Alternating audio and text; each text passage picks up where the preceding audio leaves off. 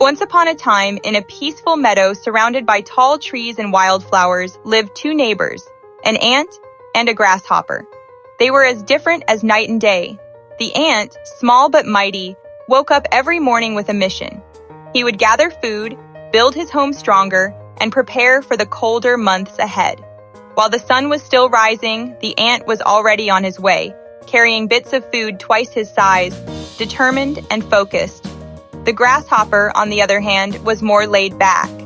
He loved music, laughter, and the sound of the breeze through the grass. He'd sit on a leaf, strumming his tiny violin made from a twig and spider silk, and sing songs that made the forest come alive. One sunny morning, the grasshopper saw the ant dragging a heavy crumb back to his anthill. "Hey, ant! Why not take a break? The sun is shining, the breeze is perfect, and I just made up a new tune," he called out cheerfully. The ant didn't even slow down. "I'd love to, grasshopper, but winter's coming. I need to be ready." "Winter? That's months away. Live a little." The grasshopper laughed, twirling in the air. "There's plenty of time for work later." The ant paused just for a second. "That's what you said yesterday and the day before that. Good luck, grasshopper." Then he disappeared into his hill. Days turned into weeks. Summer turned to fall. The trees turned gold, the wind grew colder, and the air carried the scent of change. The ant kept working. He lined his home with leaves, stored food in neat piles, and made sure everything was sealed tight. And the grasshopper? He played, he sang, he danced, he made new songs, told stories to passing butterflies, and napped in the sun. Then, without warning, the first snow fell. It was light at first, a flurry of white against the gray sky.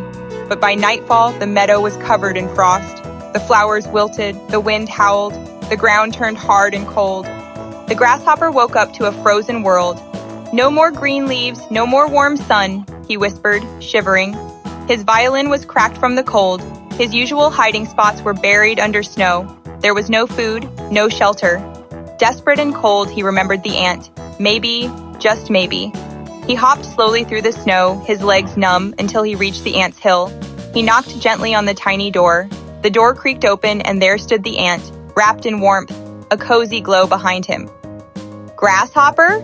the ant said in surprise. "What are you doing out in the cold?" I didn't prepare. I didn't listen. I thought I had more time," the grasshopper said, his voice trembling. The ant looked at him, eyes kind but firm.